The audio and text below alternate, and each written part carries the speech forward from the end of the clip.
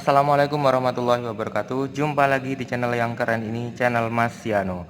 Oke adik-adik, materi kali ini adalah struktur atom. Skuy disimak baik-baik, materi kali ini mengenai bilangan kuantum. Oke adik-adik, bilangan kuantum. Sebetulnya apa sih bilangan kuantum itu?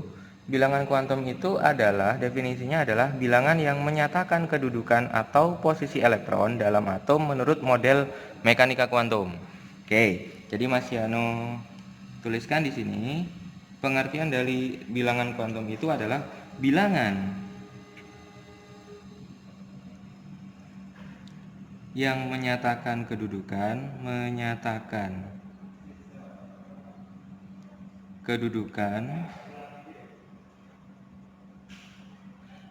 apa atau posisi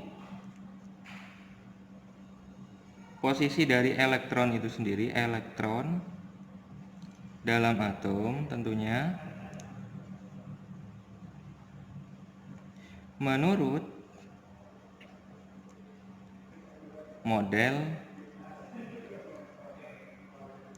modelnya adalah model mekanika kuantum.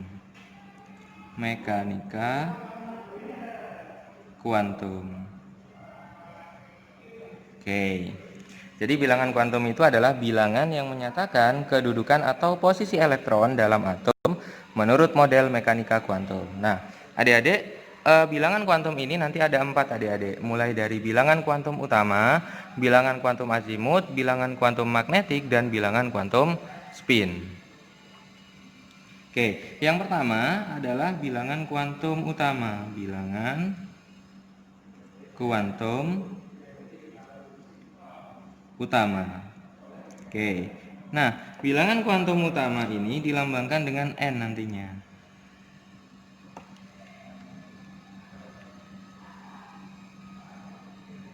Bilangan kuantum utama ini dilambangkan dengan N. Nah, pengertian dari bilangan kuantum utama ini adalah menunjukkan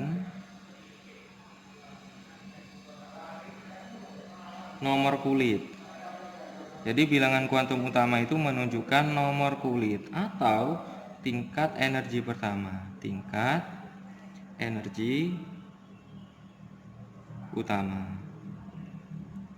Oke, jadi misalkan Mas Yano punya contoh nih, bilangan kuantum terakhir misalkan dari konfigurasi elektron 2p5, ada misalkan 3d7, kemudian ada 4s2, maka bilangan kuantum utamanya berapa?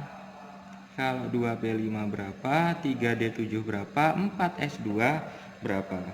Nah adik-adik, kalau 2p5 bilangan kuantum utamanya adalah ini, 2. Koefisiennya adik-adik, 3d7 3, 4s2 4. Oke, inilah bilangan kuantum utama. Jadi koefisiennya itu dia merupakan bilangan kuantum utama. Selanjutnya adik-adik, yang kedua kita mengenal yang namanya bilangan kuantum azimut.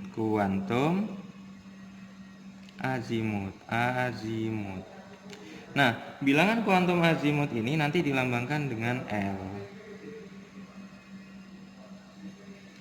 Oke, ini lambangnya nanti adalah L adik-adik. Pengertian dari bilangan kuantum azimut ini nanti menunjukkan jenis subkulit,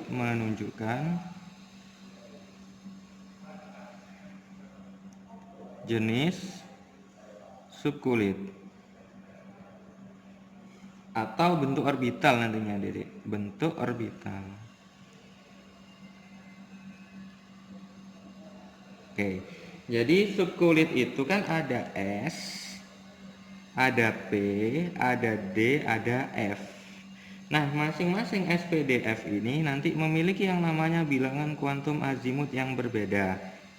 Kalau S itu L-nya sama dengan 0, kalau P itu L-nya sama dengan 1, kalau D itu L-nya sama dengan 2, kalau F itu L-nya sama dengan 3. Contoh misalkan Mas Yano di sini ada 3P4, kemudian ada 5S2, kemudian ada 4D3 misalkan, kemudian ada 5F8. Maka berapa harga bilangan kuantum azimutnya? Dari 3P4, 5S2, 4D3, dan 5F8. Nah, adik-adik, kalau dia P, subkulitnya adalah P, berarti L-nya sama dengan 1. Kalau S, berarti L-nya sama dengan 0. Kalau D, berarti L-nya sama dengan 2. Kalau F, L-nya sama dengan 3. Oke, ini 0 ya. L-nya sama dengan 3 kalau F. Oke, jadi cukup mudah sekali untuk menentukan bilangan kuantum ini, baik bilangan kuantum utama maupun bilangan kuantum azimut. Nah, selanjutnya adik-adik, yang ketiga ada yang namanya bilangan kuantum magnetik. Yang ketiga, magnetik. Oke, bilangan kuantum magnetik ini dilambangkan dengan M nantinya. Oke, bilangan kuantum magnetik dilambangkan dengan M. M-nya M kecil adik-adik. Bilangan kuantum magnetik ini nanti menunjukkan orientasi orbital dalam ruang. Jadi bilangan kuantum magnetik ini menunjukkan orientasi orbital dalam ruang. Orbital dalam ruang. Oke, nilai M ini sendiri, nilai M, berarti nilai bilangan kuantum magnetik ini berkisar antara min L sampai dengan plus L. Oke, jadi nilai M itu berkisar antara min L sampai dengan plus L. Jadi kalau misalkan di sini ada subkulit S, kemudian di sini ada subkulit P, di sini ada subkulit D, di sini ada subkulit F. Kalau S itu punya satu orbital, kalau ini ada 3 kamar, ini ada 5 kamar, ini ada 7 kamar.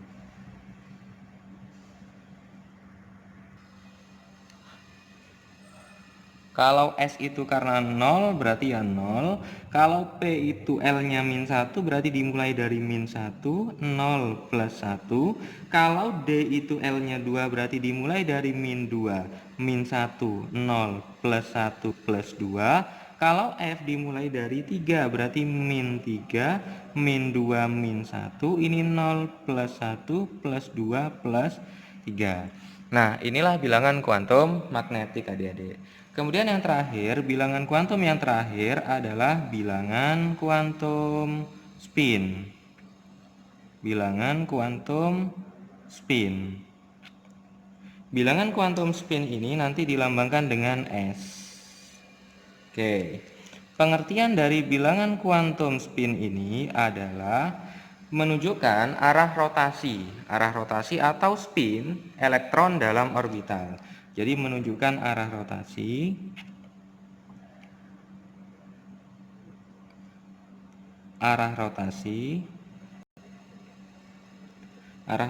atau spin, arah spin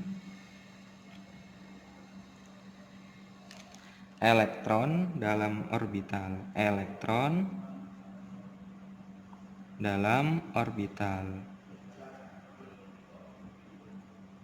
Oke, contoh lagi adik-adik. Kalau nanti spinnya, elektronnya ke atas, panahnya ke atas, ada yang panahnya ke bawah. Kalau panahnya ke atas, S itu sama dengan plus setengah. Kalau panahnya ke bawah, itu nanti S sama dengan min setengah. Inilah yang membedakan bilangan kuantum spin. Jadi ada yang arah rotasinya ke atas, ada yang arah rotasinya ke bawah. Contoh adik-adik, misalkan di sini Mas Yano punya senyawa atau unsur X memiliki nomor atom 23. Maka X yang memiliki nomor atom 23 ini kita tentukan terlebih dahulu konfigurasi elektronnya. Konfigurasi elektronnya adalah AR, kemudian 4S2, 3D, ini 18 tambah 2, 20 tambah berarti kurang 3. Nah, adik-adik di sini ada 4S2 dan 3D3. Nah, adik-adik, di sini koefisiennya 4, di sini koefisiennya 3. Nah, 4S2 dan 3D3 ini, kalau 4S2 ini dia bertindak sebagai elektron terluar, kenapa? Karena kulitnya di kulit keempat. Berarti 4S2 ini adalah elektron terluar. Sedangkan 3D3 ini adalah elektron terakhirnya. Kalau 3D3 ini adalah elektron terakhirnya, elektron terakhir. Maka apabila kita ingin mencari misalkan yang elektron terluarnya, misalkan yang pertama, berapa harga bilangan kuantum elektron terluar? Harga bilangan kuantum elektron terluar. Oke. Harga bilangan kuantum elektron terluar. Di sini ada 4s2. Kita tulis 4s2. Oke. Kemudian S itu kan hanya punya satu ruang. Gini ya. Dia ada di 0. Elektronnya ada 2. Berarti pengisian elektronnya 1, 2 ke bawah. Kemudian kita baru bisa menentukan N-nya berapa, L-nya berapa, M-nya berapa, dan S-nya berapa. Oke, menentukan bilangan N-nya, bilangan kuantum utamanya. Nomor kulit. Ini ya, kalau ini 2, 2, 3, 3, 4, 4. Oke, ini 4, berarti bilangan kuantum utamanya adalah 4. Kemudian bilangan kuantum azimut atau subkulitnya. Dilihat SPDF-nya. S, kalau S sama dengan 0, L-nya sama dengan 0. Kemudian M, pengisian elektron terakhir pada subkulit 4s2 ini, pada elektron 4s2 ini adalah di ruang 0 ini. Berarti M-nya sama dengan 0. S-nya, pengisian terakhir tadi anak panahnya ke bawah, arah rotasi spinnya adalah ke bawah. Berarti kalau ke bawah min setengah. Oke, ini adalah harga keempat bilangan kuantum elektron terluar dari X nomor atom 23. Kemudian kalau ditanyakan harga bilangan kuantum elektron terakhir,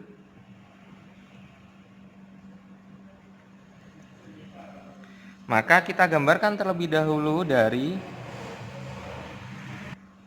3D3. 3D3. Oke.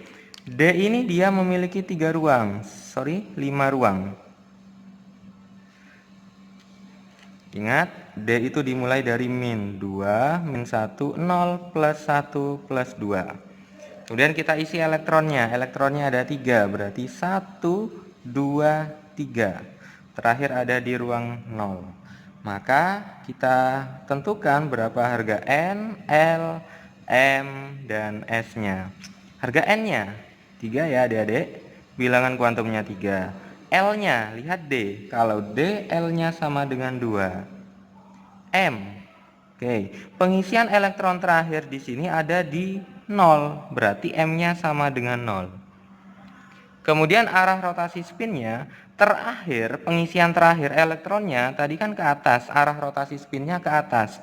Kalau ke atas berarti plus setengah.